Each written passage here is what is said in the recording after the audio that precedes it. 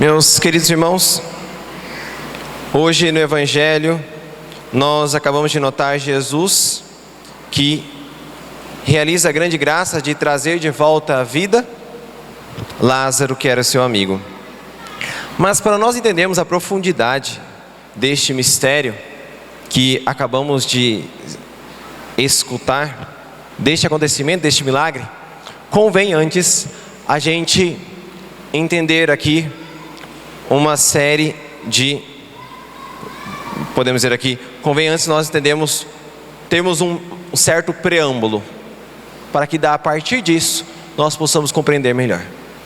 O fato é, como nós bem sabemos, que Jesus é Deus.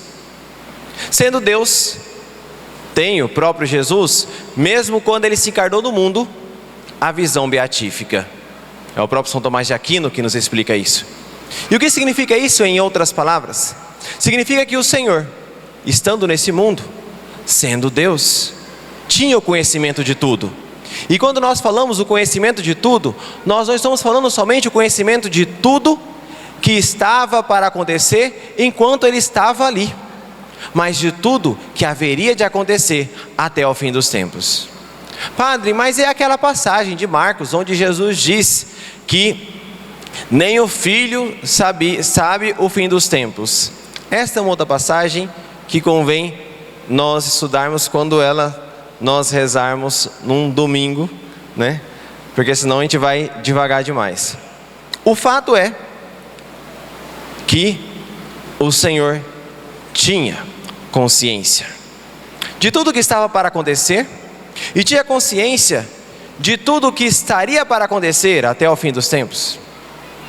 De modo então que,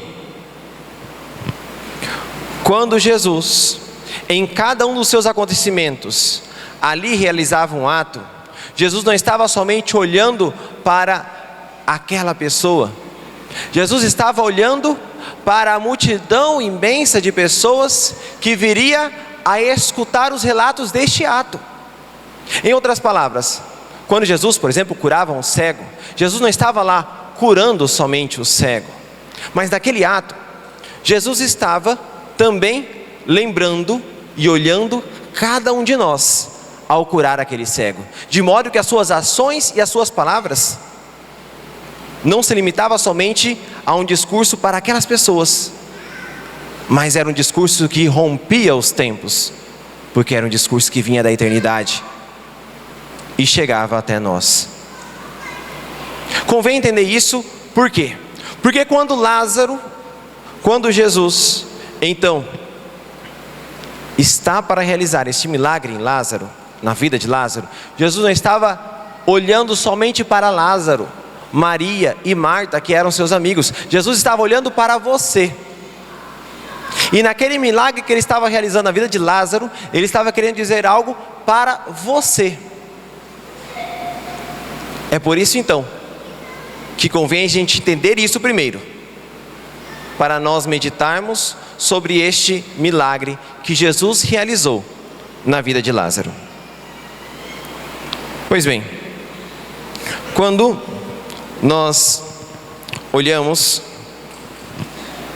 aqui a respeito da morte de Lázaro, nós vemos um fato bem interessante que diz o seguinte: que Lázaro já estava morto há 4 dias. Havia 4 dias que ele estava morto. Os santos padres, quando eles, os padres do deserto, os primeiros cristãos que estudaram sobre a Sagrada Escritura, quando eles vão meditar sobre isso, eles vão dizer que era 4 dias, porque faz uma menção, o Senhor estava querendo nos mostrar dos 4 degraus, podemos dizer assim, onde a pessoa se afunda na vida do pecado. Se a morte é o sinal da vida sem Deus, isto é, da vida em pecado, já que o salário do pecado é a morte, Nosso Senhor não estava somente ali querendo realizar um milagre na vida de Lázaro. Nosso Senhor então estava querendo nos falar sobre uma outra morte. O próprio Senhor nos alerta em outra passagem: não temam aquele que matam o corpo, mas não podem matar a alma. Pois bem, o Senhor está querendo falar aqui do pecado a nós, enquanto realizava esse milagre em Lázaro. Os santos padres, quando eles vão olhar para esses 4 dias, eles nos explicam o seguinte: sendo a morte aqui representada como a vida em pecado, nós temos 4 degraus, onde nos afundamos na vida em pecado. E aí então diz os padres da igreja: o primeiro grau é a soberba de coração, porque é através dela que o pecado entra no coração humano. O orgulho de achar-se ser capaz sem Deus. A soberba de coração, onde a pessoa se fecha à mudança de vida. A soberba de coração, onde a pessoa já acha que tudo sabe, já acha que já está salvo, e assim então perde as oportunidades que Deus oferece de mudança de vida. É o primeiro estágio. A pessoa se fecha, a soberba de coração. O segundo estágio, vai dizer os santos padres para nós, é aquilo que nós podemos chamar de consentimento. O primeiro estágio é o orgulho, onde a pessoa se fecha, uma soberba. O segundo estágio podemos dizer assim, de afundamento, é o consentimento. Quando a alma, ela já aceita no coração algo contrário à lei de Deus, consente com aquela ideia. Veja, o pecado não vem do nada. Ele começa no coração que quer ser feliz sem Deus, numa soberba. Dali vem um pensamento. Surgem as ocasiões, melhor dizendo, vem um pensamento. E desse pensamento, o coração consente, aceita isso. O próprio Senhor uma vez vai nos dizer: ouviste o que foi dito, não cometerás adultério. Eu, porém, vos digo, se alguém olhar para a mulher do seu próximo com o desejo de possuí-la, já cometeu adultério com ela em seu coração. Olha só. Por quê? Porque já houve o consentimento. É algo que muitas vezes nós precisamos entender. Às vezes a gente acha que o pecado é somente o ato. Não, o pecado ele começa no coração que consente com aquele pensamento ruim, com aquele pensamento contrário à vontade de Deus. O consentimento. Segundo estágio então de afundamento, podemos dizer assim. O terceiro é o ato. Ou seja, o coração já consentiu com aquela ideia. E aí, o demônio aproveita e coloca a ocasião. Se o coração já estava preso a essa ideia, quando surge a ocasião, o que vem aí? O ato. O ato de pecado. E aqui é uma coisa interessante, que vocês precisam fazer esse exame de consciência. Muitas vezes, sei lá, o marido ou a esposa vai se confessar e diz assim: padre, eu caí no pecado, de ter traído meu marido. Padre, mas foi do nada. Não, não é do nada que veio. Antes de ter acontecido este ato, esta ocasião, já houve um consentimento antes no coração. Uma abertura a tal ato, no coração já houve. E antes disso, já houve um querer ser feliz sem Deus. Percebe? A coisa começa lá atrás. Queremos ser felizes sem Deus, sem a lei de Deus. O demônio aproveita e coloca em nós uma imaginação, um pensamento. A gente, nossa, como seria feliz se isso acontecesse. Não, mas é errado. E depois, nossa, mas como seria feliz que isso acontecesse. Até que chega um momento que a gente aceita esse pensamento. Aí disso, surge uma ocasião. A gente, não. Surge outra ocasião. Não. De repente, a gente cai. Nossa, padre, eu não sei como que eu fui cair nisso. Façamos esse exame de consciência, meus queridos irmãos, e vamos perceber isso em nossa vida. Esse degrau, essa marcha da vaca para o brejo, o último estágio, que aqui então é o mais profundo, vai nos dizer aqui os santos padres, é o hábito. O que é o hábito? É o costume. É quando aquela vida, aquele ato, já se torna um modo de viver. Eu já estou acostumado a viver assim. É assim que eu quero viver. Quando aquele ato se torna um costume, um hábito, a pessoa então se torna presa do modo de viver longe de Deus. Os santos padres então vão nos dizer que quando o Senhor esperou 4 dias para realizar o milagre de fazer Lázaro voltar à vida, Ele estava querendo nos mostrar uma outra realidade mais profunda e mais espiritual, que é a realidade da alma que já está afundada no pecado e já fez do pecado um projeto de vida. É a este que o Senhor está olhando quando vai para trazer Lázaro de volta à vida. É para você que já fez do pecado um projeto de vida, que já se acostumou e disse assim, não tem jeito, não tem como eu mudar, é assim mesmo. É a você que o Senhor está olhando e está dizendo, é lá que eu quero ir, trazê-lo de volta à vida. E o Senhor vai a Lázaro há 2000 anos atrás, mas no coração o Senhor está indo a nós, que estamos no 4º estágio de morte, fazendo do pecado um projeto de vida, já sem esperança de ter uma vida nova, sem esperança de sair deste túmulo onde fomos enterrados. E o Senhor vem a nós. E aqui eu gostaria de dar um salto, sem parar nos detalhes do Evangelho, que são riquíssimos. Eu gostaria aqui de pegar o ponto chave de como Deus tira Lázaro desse estágio, para entendermos como Deus nos tira desse estágio de morte que estamos vivendo. Nós temos que parar, meus queridos irmãos, de sermos católicos zumbis, né? Sabe o que é um zumbi? Zumbi é alguém morto que fica andando. Tem muitos católicos que são católicos zumbis, mortos pela graça de Deus, mas continuam andando. Não.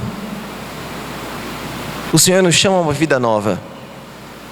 E como Ele resgata Lázaro, isto é, como Ele resgata cada um de nós? Aqui, eu separei 3 atos que nós percebemos, e que são belíssimos, tem uma riqueza tremenda. A primeira coisa que nós notamos, muito bela, é que o Senhor chora. Somente 2 vezes nós vemos no Evangelho Jesus chorando. Quando Ele está para andar ali, chegando em Jerusalém, Ele olha para Jerusalém, Jerusalém, Jerusalém, se soubestes quem e assim faz o discurso, e por lá Jesus chora sobre Jerusalém e sobre Lázaro. Jesus chora. As lágrimas do Senhor curam. Saber que Jesus está chorando por você ao olhar para Lázaro. É por você que Jesus está chorando. Você que fez do pecado um projeto de vida, é por você que Jesus está chorando.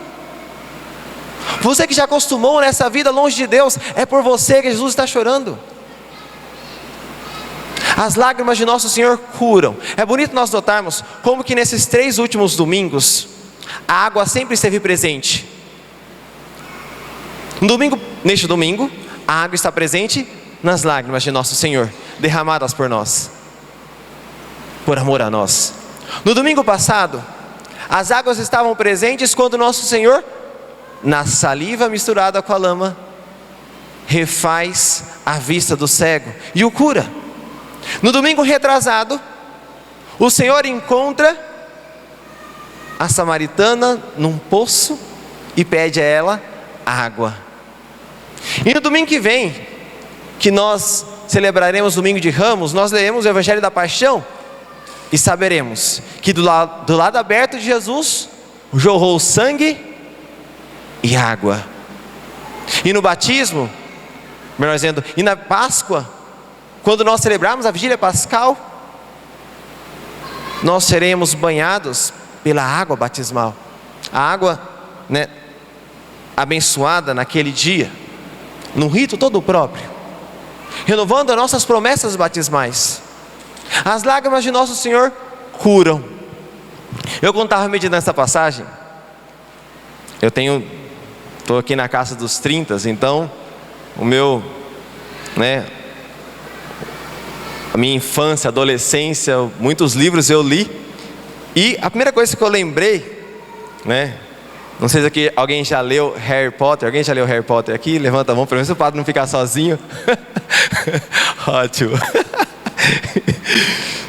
Mas tem um fato que eu me lembrei na hora, quando lia sobre as lágrimas de Nosso Senhor, que não lembro agora qual que é a ordem, mas é o Harry Potter e a Ordem de Fênix, onde no final, aqui não vou contar todo o filme, mas vou contar somente uma parte.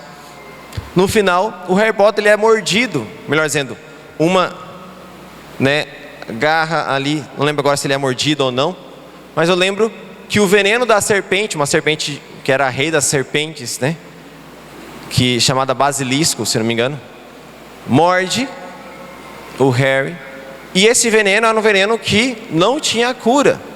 O resultado desse veneno era a morte. O veneno de uma serpente. Presta atenção, o simbolismo ali. E aí naquele momento, vem uma fênix, que era a fênix que ficava na sala de Dumbledore e tudo mais. É interessante nós notarmos que no início do cristianismo, para até catequizar os pagãos, a forma como eles se utilizavam para explicar o que era a ressurreição era através da fênix, que já estava bem comum na mitologia das pessoas da época, o pássaro que renascia das cinzas, para explicar que era assim que Jesus ressuscitou. De modo então, que sempre quando os cristãos olhavam a fênix, eles se lembravam de Cristo. Inclusive, por exemplo, é lembrando de Cristo que Dom Aquino Correia fez o brasão de nosso estado, e lá em cima tem uma fênix, Vocês podem olhar depois quando chegar em casa. Quem fez foi um bispo, o brasão e o hino também do nosso estado de Mato Grosso, foi um bispo aqui de nossa arquidiocese. E então essa fênix chega próximo do Harry e chora. As lágrimas caem nas feridas da serpente e curam aquelas feridas. É bonito nós notarmos esse paralelo com aquilo que Cristo fez. As lágrimas de nosso Senhor curam. E é o primeiro ato que nós notamos, para sairmos deste estado de mornidão, onde fazemos o pecado um projeto de vida, para sairmos deste túmulo, a primeira coisa que temos que entender é o grande amor que o Senhor tem por nós. Nós não somos esquecidos por Deus, meus queridos irmãos. Deus não é alheio aos nossos sofrimentos. Deus não é alheio às nossas misérias.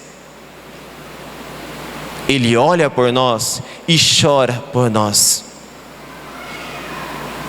Muito mais do que as palavras, quando nós estamos, por exemplo, num velório, o que nós mais queremos era ter a companhia das pessoas que amamos juntos ali a nós. Porque palavras não vão melhorar, mas ter as pessoas ali ao lado, isso faz toda a diferença. Quem aqui já perdeu um ente querido sabe muito bem disso. Saber então que nosso Senhor chora por você é uma grande fonte de libertação, uma fonte de cura, porque o Senhor não se esquece de ti. O Senhor não esquece dos sofrimentos que muitas vezes nem o seu pai, nem sua mãe não sabem. O Senhor chora por você. E as lágrimas de nosso Senhor é a primeira fonte de cura. O amor de nosso Senhor é o primeiro caminho para sair desse estado. Entender o quanto você é amado por Deus. Depois, o Senhor diz àqueles que lá estavam, porque lembremos, Lázaro estava numa caverna fechada por uma pedra. E o Senhor diz: tirai a pedra. Mas, meus queridos irmãos, não é estranho o Senhor que andou sobre as águas, o Senhor que multiplicou os pães, o Senhor que realizou tantos e tantos milagres, agora tem que precisar de ajuda para tirar uma pedra? O próprio Senhor, quando ressuscitou, as mulheres, quando foram aparecer depois, a pedra já tinha sido tirada. O Senhor não precisava de ajuda para poder tirar a pedra. Por que Ele quis pedir então que outros tirassem a pedra? Porque o Senhor estava querendo ensinar algo para você. Embora nós entendamos, meus queridos irmãos, o grande amor que Deus tem por nós, existe algo que compete a nós fazermos, que é tirarmos as pedras. Tirarmos as pedras que nos impedem de chegar a Cristo, ou melhor dizendo, que Cristo chegue a nós. Tirarmos esses obstáculos, compete a nós. Muitas vezes é difícil para um tirar a pedra do túmulo onde se está enterrado, e nós precisamos de ajuda. Tanto é que o Senhor, Ele pede, e outras pessoas, são várias, que tiram a pedra de Lázaro. Nós não somos, meus queridos irmãos, cristãos isolados um do outro. Nós dependemos um dos outros. Somos católicos que dependemos um dos outros. É isso que significa a Igreja Católica. Somos uma família, a ponto de que quando o seu irmão padece de algum estado de pecado, de algum vício, e quer se libertar disso, Jesus muitas vezes vai esperar de você, para que você o ajude a tirar a pedra. E assim também, Deus muitas vezes vai utilizar dos outros para ajudá-lo a tirar a pedra de seu coração. Tirar a pedra. Daí algo que nós precisamos fazer, após entendermos o grande amor de Deus por nós. Por fim, diz o próprio Senhor: Lázaro, vem para fora. O Senhor diz com voz forte. Os santos padres, eles nos lembram que essa voz forte nos fará lembrar da trombeta que soará no fim dos tempos. E aqui é uma outra coisa também interessante, é que teve alguns dos santos padres que disseram: sabe por que Jesus disse o nome de Lázaro em voz forte? Porque se ele dissesse no geral, todos os outros mortos ressuscitariam.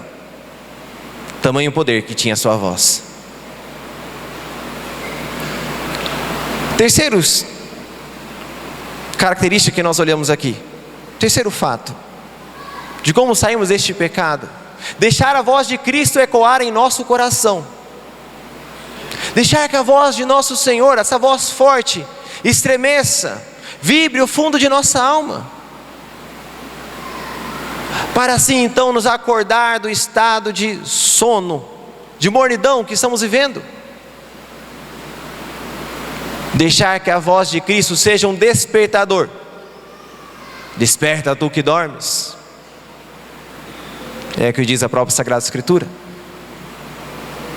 Precisamos deixar então Cristo, com sua voz forte, vibrar o nosso coração, deixar que essa voz ecoe em nosso coração, em nossa alma, deixar que a palavra dele se faça presença dentro de nós, para assim então vivemos a vida nova com ele. Aqui está o que nosso Senhor quer nos ensinar, através da ressurreição que ele fez a Lázaro. Convém então entender que não era somente para Lázaro que o Senhor estava olhando, não era para uma morte física que somente que ele estava olhando, é para você, e é para o estado de pecado que muitas vezes você se encontra, que ele estava olhando. E foi para você que ele chorou, foi para você que ele pediu que os apóstolos e aqueles que lá estavam tirassem as pedras. Foi para você que ele chamou: Raul, vem para fora. João, vem para fora. Maria, vem para fora.